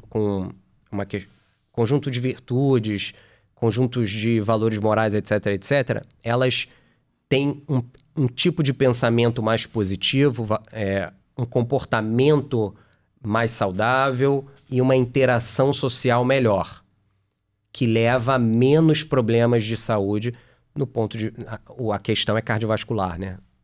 Inclusive, na reação, ontem eu tava com o Flávio trabalha aqui. E aí ele me mostrou, ele falou, aí eu não sei que a gente fez um comentário, a gente tá vendo um negócio de design, aí ele falou pra mim, isso parece a coisa das Karens. Eu falei, Karens? Ele falou, você não viu que tem agora as Karens e os Kelvins? Eu falei, o que é isso? Aí ele me mostrou. As Karens são aquelas mulheres, vamos colocar histéricas, surtadas, que elas saem brigando por qualquer coisa. Ele mostrou um exemplo. Lá nos Estados Unidos, uma mulher, o vizinho começou a filmar. Ela cismou e começou a implicar que o vizinho recebia muita encomenda pelo correio. Eu vou sumir com essa caixa porque você tá recebendo muito. Ele filmando. E ela assim, nervosa. E teve um outro que Mas ela trabalha no correio? Nada, ela é maluca. O cara encostou nela, ela se jogou no chão. Você me agrediu. Nitidamente o cara não fez nada e você vê isso. E tem os Kelvins, que são os homens, que também tem um comportamento assim, vamos dizer, louco. Aí eu tava até comentando isso com ele. Eu falei, gente, as pessoas estão muito surtadas. As pessoas não... Elas têm que trabalhar. Se você... Se deixar o teu ímpeto... Eu, por exemplo, sou uma pessoa que minha paciência é baixíssima. Eu sempre trabalho a minha paciência. E preciso cada vez mais trabalhar a minha paciência para me tornar uma pessoa paciente. Porque eu tenho vontade de já furar o olho do outro. Mas eu não, eu respiro. Mas como é que você faz isso? Exatamente quando você reza, quando você exerce a sua espiritualidade, quando você se acalma, quando você pensa, eu vou furar o olho do amiguinho. Não, eu não vou furar o olho do amiguinho. Meu marido vai resolver. O amiguinho não vai. Meu marido fará isso. O amiguinho não vai fazer isso comigo. Eu vou manter a minha calma. E aí, mas para você fazer isso sozinho é difícil. E aí você reza, você pede, a gente fala tanto aqui de virtudes. Você reza e fala assim, Senhor, eu preciso aumentar as minhas virtudes, eu preciso abafar os meus defeitos. E aí você vai rezar exatamente para você não ter esses picos de estresse. Eu que sou estressadinha de plantão, eu sou estresse. Mas aí eu vou ir abaixo, entendeu? Rezar me transformou muito. Dom Rafael falava sempre disso, né? Não se alegrar demais, não se deprimir demais. Porque o sujeito que assim... eu ganhei um copo d'água. Ai, que maravilha, não sei o que e tal. Aí você tem a notícia, a mosca morreu. Ai, meu Deus, eu vou morrer porque a mosca morreu. Então, assim, a pessoa ela tem uns altos e baixos que não tem quem aguente. Então, assim, olha, ganhou na loteria, olha que ótimo, vou poder ajudar mais gente. Olha, você infelizmente queimou ali o negócio. Tá bem, vamos comprar outro. E não deixar esse troço entrar dentro de você. Entendeu? A coisa ela precisa parar aqui. Quando ela entra, aí não tem mas olha, eu falo cortisol, por mim, isso sei lá o que. Isso é um exercício que você vai fazendo e que com a oração, como isso vai te ajudando, porque você vai se controlando, você vai acalmando, você vai entender que, ok, você pode até ter um vizinho maluco, bem provável. Todo mundo tem um. Todo tem um vizinho. Pode ter um vizinho... Ô, vizinho, que é isso, cara? Ô, será que o vizinho ouviu o podcast? Faz isso não, cara. Melhora, vizinho. Vamos rezar. Curte aí o podcast, vai. Dá um like. Mas acontece o seguinte, ou o vizinho pode te irritar muito, ou você pode falar assim, o vizinho é maluco, coitado. Eu vou rezar pro vizinho ficar bem. Depende de como você vai encarar aquilo, não é isso? Tem que ser superior. Mas para isso, só rezando. Eu vou te dizer, só rezando. Por exemplo, essa sua atitude de refletir diante de uma tendência intempestiva, a religião que te trouxe. Foi.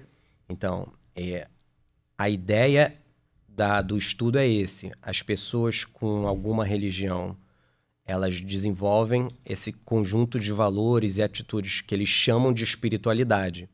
E isso é bom para a saúde. Tá vendo só? Né? Viu, gente? Rezar faz bem. Sempre. Rezar faz bem. Né? É porque você se coloca numa posição de humildade, você confia em Deus, fala, Senhor, resolve isso pra mim. Você muda a sua relação com tudo. Então foi o que eu falei. O vizinho fez isso, não vou retribuir, né? Você tem que perdoar. Eu não vou fazer isso com ele. Então o que eu vou fazer? Eu vou rezar por ele. Coitado do vizinho, é louco, ó. Reza pelo teu vizinho, o vizinho é louco. Rezamos. Vamos rezar pelo vizinho. Ainda bem que o prédio dele é grande, tem muitos apartamentos. Ninguém vai saber quem é. O vizinho não sabe quem é. Com certeza sabe, o vizinho mora em casa. Ah, você mora em casa? Ele tá quase falando o nome do vizinho. Ô, Não vizinho, fala nada, não, ó. Vizinho, você mesmo. Não, mas casa tem de um lado, tem do outro, tem na frente. Na frente, atrás. Ninguém sabe qual é a casa certa. Pode ser na outra quadra. Qual é a definição de vizinho também, né? Não vamos falar Verdade, sobre... pode ser de condomínio. Né? Não vamos botar problemas. Mas da importância exatamente. E que bom que estão estudando isso. Isso. E o que eles fomentam isso de alguma forma? Eles dizem que é bom para as pessoas. O que está se extraindo dessa pesquisa e desse estudo que está sendo feito? A ideia é... Porque assim, a religião no meio médico, ela é meio que uma coisa que deve ser... Ela é orientada a ser deixada guardadinha, entendeu? Nós católicos já fomos orientados, né? Desde o último concílio, Vaticano II... desse problema. Não deve haver uma divisão entre a sua fé e a sua vida cotidiana, né? A sabedoria da igreja. Exatamente. Você tem que levar para o seu cotidiano a sua fé, né? Então, né, o ensinamento de São José Maria Escrivá gira muito em torno disso. Então, o que está sendo visto pela ciência nesse sentido? As pessoas que trazem as atitudes e os comportamentos que elas desenvolvem a partir das suas religiões, normalmente elas têm um desfecho maior. Isso ainda é novo, né? Isso está sendo estudado, mas ficou claro para qualquer cientista, para qualquer médico, que você não pode amputar o aspecto religioso, espiritual do ser humano, porque aquilo dita muito do jeito como ele vive, como ele se relaciona, né? Então você não pode simplesmente não tocar nesse assunto. E até a forma com que você vai conversar com o seu paciente sabendo da fé dele é importante. Mas aí você pergunta, você crê em alguma coisa? Você Sim. costuma ir à igreja? Isso. Às vezes não na primeira consulta. Às vezes não na primeira consulta. Você tem que sentir a abertura do paciente.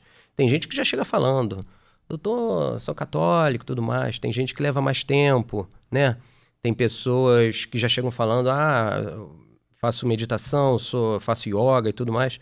Você tem que ir lidando com cada um, né? A pessoa, quando ela fala, pronto, ela deu uma abertura. Você pode, né, saber lidar daquela forma e utilizar aquilo a favor dela, a melhorar os hábitos dela, né? Você falou em estresse e depressão. Uma outra coisa que foi muito... que já é vista também, que faz muito mal, é o rancor e a falta de perdão. Olha aí.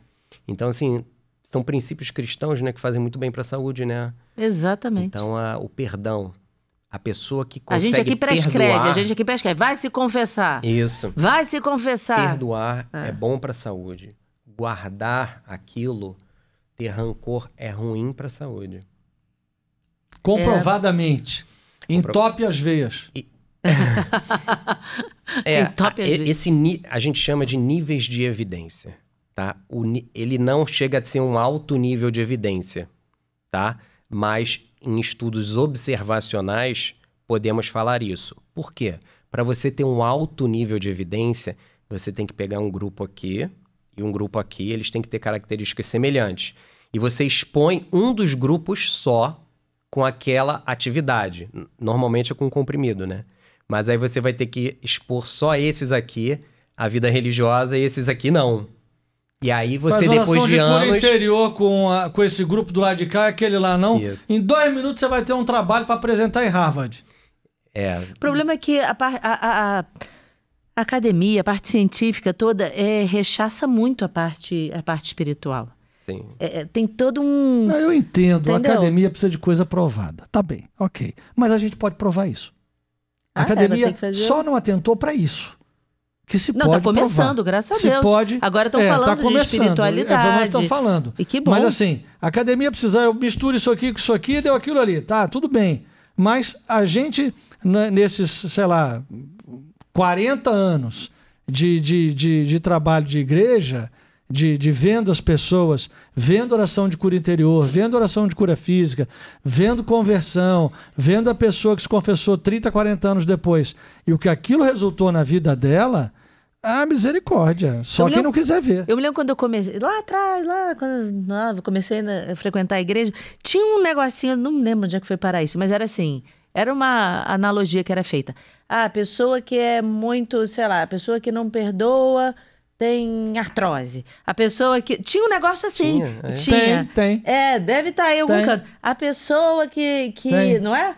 Não perdoa, que é rancorosa. Da doença aqui, da doença ali, da doença acolá. Que refletia... Exatamente. Aí você vai... É por isso que eu estou dizendo. Aí você vai, reza por aquela pessoa, né? Os que têm a possibilidade de fazer, tem o dom de fazer oração de cura física ou de cura interior, e você vê que aquilo que estava descrito, rapaz, isso é a coisa mais fácil de fazer. É só você pegar uma pessoa que tenha anos e anos nessa atividade dentro da Igreja Católica e inquirir 30, 40, 50, 80, 200. Vão te responder a mesma coisa. É impressionante como muda. Isso, por exemplo, vou pegar esse seu exemplo. Esse estudo é um estudo retrospectivo. Ele tem valor. Tudo tem valor, né? A gente tem que agregar a todos para chegar a uma conclusão. O maior nível de valor não é esse. Por exemplo, a pessoa teve anos e anos de vida religiosa, de oração, comungou diariamente, confissão. Só que se ela fizer isso, por exemplo, e fumar e for obesa, tá? Pronto, não adianta. Então, por isso que tem que ser grupos similares, fisicamente, pelo menos, não, de hábitos também, e você expõe ao que você quer provar e o outro não expõe. E você começa a observar essas pessoas daqui para frente, você observa, não sei, 2 anos, 5 anos, aquele grupo. E aí, conforme as mortes ou o evento começar a acontecer, por exemplo, infarto, esse grupo aqui teve muito mais do que esse. Aí você chega a uma conclusão. Isso é dificílimo de fazer. Isso é caro, isso requer organização e é dificílimo. Para coisas mais simples é difícil. Para você fazer um estudo desse para alimentação é muito difícil. Porque os estudos de alimentação você faz com questionários. E se a pessoa não lembrar? E se a pessoa mentir? Entendeu? Então, são estudos difíceis. É possível extrair informações ali, verdades, e crescer com aquele tipo de informação? Mas a gente estava falando do nível de evidência que a academia exige. Esse era o fundo do papo. Então, para atingir esse ponto que a academia vai amar, a gente não consegue. Não, a gente não consegue, não. A gente não tentou, né? A gente... tudo bem. A gente ainda não tentou, né? Vamos juntar um grupo de gente que já veio aqui, né, no podcast. Vamos fazer aqui uma pesquisa aqui de um ano. Mas o que ele falou, caro, requer as marcações. Não é fácil, eu entendo. Não, olha só, ninguém está dizendo que é fácil. É difícil paca, mas impossível. É que a gente já viu tanto isso, as pessoas que passam a rezar... Muito. Você quer mais água? Não. Quero? As pessoas que passam a rezar, as pessoas que passam por cura, pessoas que passam a se confessar, como a vida delas muda. Os religiosos vivem mais do que os não religiosos. Assim, as pessoas de vida, os monges e as freiras. Não, ainda vou dizer mais. As freiras. As freiras. As freiras, porque além de tudo não tem um marido. Olha aí. Então, se as mulheres já vivem mais... Para estressá-las? Você já foi em clausura? Já fui. Já? Foi, não de freira, de monge. Não, mas você vai em clausura de freira. Tá. Porque assim, você vai nas clarissas, você vai nas carmelitas. Você olha pra cara daquelas senhoras que tem 80 anos, 90 anos, você dá 60. No máximo. E ela tem 60 de convento. Tá vendo? Então, e nem tem botox, nem tem nada. É um negócio impressionante. Eu não sei o que acontece, claro. Rezar em beleza, por dentro e por fora. Lembre-se também que o marido delas é poderoso, né? Então, é verdade. O marido delas, elas são esposas de Jesus. Então, fica mais fácil, né? Agora também a questão, né, do coração estar associado ao amor, né? Aí quando a pessoa se apaixona, o coração acelera, tem tudo isso, né? Parece que ali é a caixinha onde está o sentimento. Não é, mas fica associado por toda essa... Sim, né? E a gente sente o coração, né? Então, sente ele pulsar. E ele pulsa mais forte e mais rápido. Quando a gente está apaixonado e vê a pessoa, a gente libera a adrenalina. Ih, rapaz, eu sou assim o dia todo. Pronto. O dia todo eu olho pra minha mulher e fico assim, o dia todo fico liberando aqui. Liberando adrenalina. Fico liberando a adrenalina aqui. A adrenalina faz o coração bater mais rápido, mais forte. É, por isso que eu tô assim, então. Isso. Mas olha só, essa é uma adrenalina boa, porque quando vem um ladrão, você tá em perigo, Isso. você também libera adrenalina. Isso, exatamente. Mas como é que o coração sabe? Essa adrenalina é boa ou essa é ruim? É a Como é que é? quantidade. Ah, é a quantidade de adrenalina? É. Quando é uma coisa boa, é o quê? Menos? É mais dose? Como é que é isso? É menos. É porque uma menos. é adrenalina pra você correr, né? A outra é pra adrenalina pra você sobreviver. ficar, né? Aquela ali é vida ou morte. É. Ou, por exemplo... A outra é... Meu amor está aqui. Uma tensão. Isso E a aí. adrenalina de uma montanha-russa? Você quer? Por exemplo, eu gosto de montanha-russa. Aí eu sei que o coração começa a disparar naquela descida, né? Que te dá aquele medo, mas é um medo legal, que no final você, vou até de novo. Você tem essa sensação, né? Mas é diferente, como eu falei, a adrenalina que você tá na ponta de um prédio com medo de cair. Sim.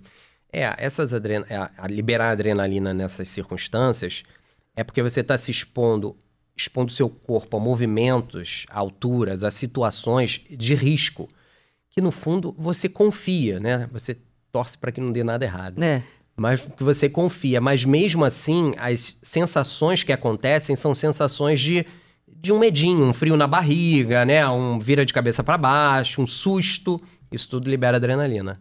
Mas você andar na montanha-russa com essa adrenalina não vai te fazer mal? Não, porque ela é muito transitória. Ah, tá. Né? Ela sobe, desce e pronto.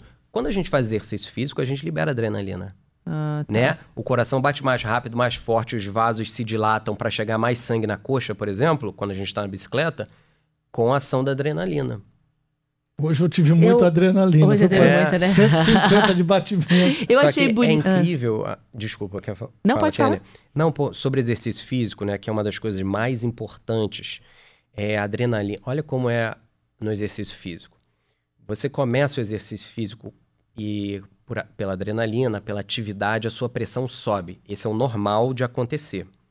A sua pressão sobe. Depois que você acaba o exercício físico, ela começa a baixar. E ela baixa a níveis inferiores ao que você começou. E você passa um tempão com os valores da pressão mais baixos, tá? E você faz isso dia após dia, você vai regulando a sua pressão arterial. Então, fazer exercício físico, além de perder peso, ele ainda ajuda na regulação da pressão arterial, entendeu? Olha só, coisa boa. Show de bola essa, hein? Você falou de coração, lembrei de uma síndrome cardíaca. Qual? A síndrome do coração partido. Existe isso. Quando a pessoa não quer casar com a outra, é isso aí. É a Normalmente síndrome. é o contrário. Ué, como assim? A síndrome do coração partido, esse nome é real, é Broken Heart Syndrome. E o outro nome é Takotsubo, é um nome oriental.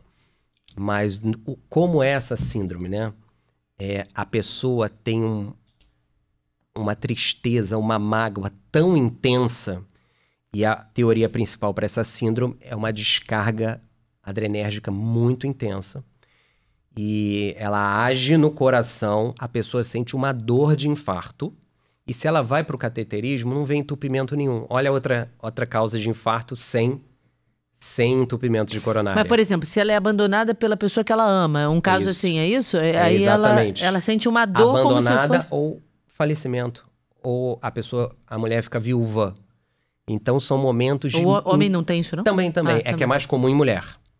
Provavelmente tem um componente emocional e tudo mais, mas é mais comum em mulher do que homem. E aí a pessoa tem dor no peito, o coração pode até ficar enfraquecido, mas normalmente há recuperação do coração depois.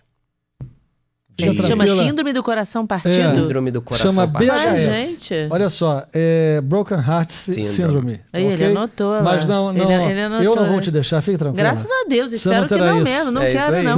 Eu achei bonitinho outro dia um vídeo de um pai com filho, que aí o pai, acho que o filho dizendo que amava o pai, o filho era pequenininho, até de um ator. E aí o pai dizendo que amava o filho e que o pai ia viajar. Uma coisa assim, eu não sei se ela ia viajar, se ia chegar. E aí o menininho diz assim, eu tô sentindo o amor aqui. Só que ele botou na barriga. Aí o pai, mas você tá sentindo o amor aqui? Acho que ele tava sentindo aquele, tipo um nervosinho na barriga, uma coisa assim, as borboletas voando na barriga. Ele o meu amor tá aqui. Eu achei bonitinho que o menino sentiu aquela coisa, mas ele não disse que estava aqui, né? Que meu coração tá batendo forte. Ele falou que estava aqui na barriga, porque ele estava sentindo aquele nervoso. Aí o pai, seu amor tá aí, abraçou o menino. Foi tão bonitinho, né? Enfim, cada um sente as borboletas voando na barriga, mas geralmente é o coração batendo ali, né? E que os corações não se quebrem. O importante é o sujeito ir ao cardiologista, sujeito fazer eco, eletro, teste de esforço. É isso? Não, e mais alguma coisa. E a ginástica. Peraí, botar aqui, ginástica. Disso, mas quais exames? Uma pessoa, ok, eu preciso saber se eu tô bem. Porque eu sei que como é que chama? Acho que é ressonância, não é? Aí pega tudo. Mas a pessoa chegou lá, o que pede pra pessoa? É um eco? O que é? Hoje, a gente está... Até uma crítica a muitas condutas. Pede-se um excesso de exames pedidos, tá? E de maneira desordenada. E existe uma coisa nos exames que são os falsos positivos. Então, às vezes, você pede um exame, ele vem com uma alteração e aquilo não é uma doença, mas é uma peculiaridade daquela pessoa, ela vai morrer com aquilo, só que aí você pediu um exame errado, pronto. Aquilo gera uma cadeia de novos exames com invasivos, etc, etc. Então, o ideal são os exames terem indicação correta, tá?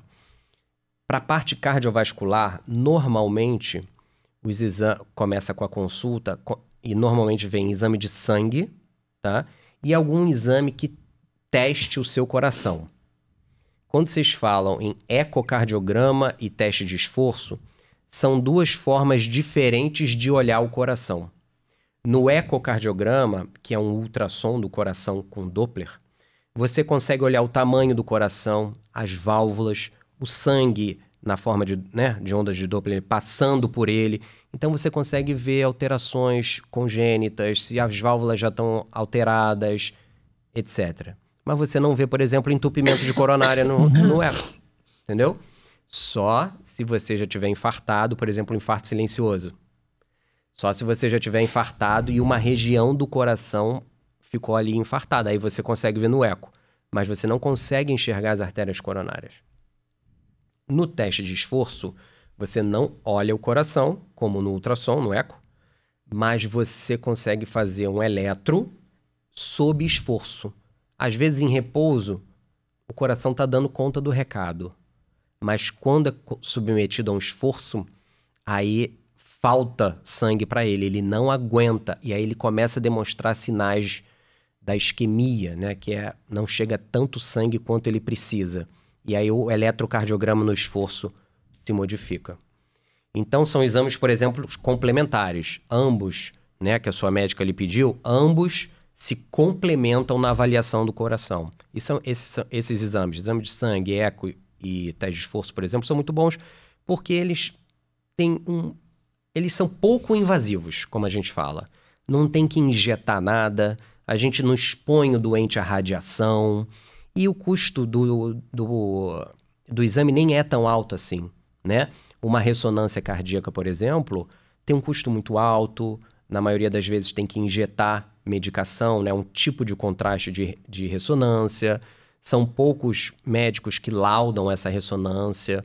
Então, às vezes aqui no Rio de Janeiro, né, onde a gente está aqui na Barra da Tijuca, é mais fácil, mas quem mora no interior é uma dificuldade um exame como esse, entendeu?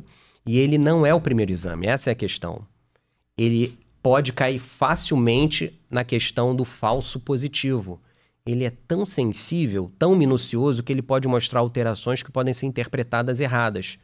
Porque a gente botou o carro na frente dos bois. Primeiro a gente tem que conversar com o doente, examinar, e os exames vêm em seguida, tá? É isso. É bom para não alarmar ninguém. Agora, você falou em síndrome do coração partido. O coração feliz tem um nome? É coração feliz síndrome mesmo? do coração feliz. É? Não? Tem um nome? Ou não? Não. Coração saudável? O coração... Coração alegre? Eu A vou fazer felicidade aqui, está ó. relacionada Tá? Aí, a felicidade... à saúde. Não né? é, então? A falta de remorso, de rancor, estados de tristeza, né? Tem a ver... Isso entra na avaliação de espiritualidade. E dos tem algum médicos. nome que deram pra isso? Não. Existe um outro nome que é o Holiday Heart Syndrome. Bertaldo que Eu gosta ia dos botar, nomes. eu ia botar Holiday aqui... Não, Heart eu Syndrome. botei aqui o Happy Heart Não, Syndrome. não, é Holiday... Existe o Holiday Heart Syndrome, que é Síndrome? a síndrome do coração do feriado, das Ah, festas. meu amor, é que lindo. Meu coração tem o Holiday Heart Syndrome for É. you. Ok, achei isso lindo. Mas sabe como é que é esse Holiday Heart Syndrome? Ah, não é bom, não? A pessoa Achei que fosse bom, então vamos ver está se é bom. relacionado a exageros. Ih, então não é com isso, bebida não. alcoólica. Ih, não! Então retira. Pronto, retira. Eu achei que fosse uma coisa boa, porque feriado é bom, né? É bom. É o Eu achei pessoal que era isso. Isso. entorna. E o álcool, Então não. o álcool em Então excesso, retira. de maneira abrupta, né? Depois de uma grande festa ou de um feriadão, a pessoa consumiu muito álcool Ih, quase nem de bebo. de uma vez só. O álcool tem uma toxicidade no coração e aquilo pode levar a arritmias. Então eu vou ficar com o nome que meu marido deu. Qual foi o nome que você deu aí? Happy. Happy Heart Syndrome. Tá, eu tenho Happy Heart Syndrome por ele. Pronto, aí ficou bom. Beleza. E olha... eu que bebo tanto, né? Não bebe nada também, olha lá. Não bebe nada. Mas muito boa essa Ah, conversa que bom, aqui, viu? hein? Agradecemos Excelente muito essa a sua conversa. explicação, porque tem perguntas assim que para leigo é importante a gente entender. É claro. Né? Eu que agradeço a oportunidade de vir aqui falar isso, porque eu me preocupo muito com as doenças cardiovasculares, né? E essa postura ativa de buscar os tais fatores de risco é fundamental. A gente não pode pagar para ver o infarto e o AVC acontecer. Verdade. Uma pessoa, ela tem 25% de chance de morrer no primeiro infarto. 1 em 4. Eita. Uma pessoa em Alto, 4. né? Ele Altíssimo. falou que é o que mais mata, AVC. Se fosse pelo menos No 1 em 100, primeiro, né? no 1 em 4. Primeiro, é. 1 em 4 morre no primeiro infarto. Então a gente tem que ter essa postura ativa, né? E aí a gente tem que fazer o quê? Evitar as mortes precoces de infarto e AVC. Claro. Para postergar isso o máximo possível, né? Com certeza, como é importante. Como dizem, as doenças degenerativas, se a gente vivesse 300 anos, todo mundo ia inevitavelmente morrer delas, mesmo que fosse muito saudável, porque o corpo acaba se degenerando, né? Agora, com o estilo de vida atual, é como se a gente antecipasse isso muito. Se a gente vivesse até 300 anos, todo mundo ia morrer de infarto AVC, câncer ou demência, entendeu? O problema é que com o estilo de vida atual, a gente está antecipando muito essas doenças degenerativas. Ou Jesus, seja, a gente hein? precisa se cuidar, gente. Muito bem, a Bíblia diz que não morrer com 120 anos seria uma tristeza. Então, temos que... Olha para isso. Muito bem. Mas olha, muito cadê o obrigada, livro aí? viu? Dá o livro, eu Doutor vou fazer Rodrigo Reis.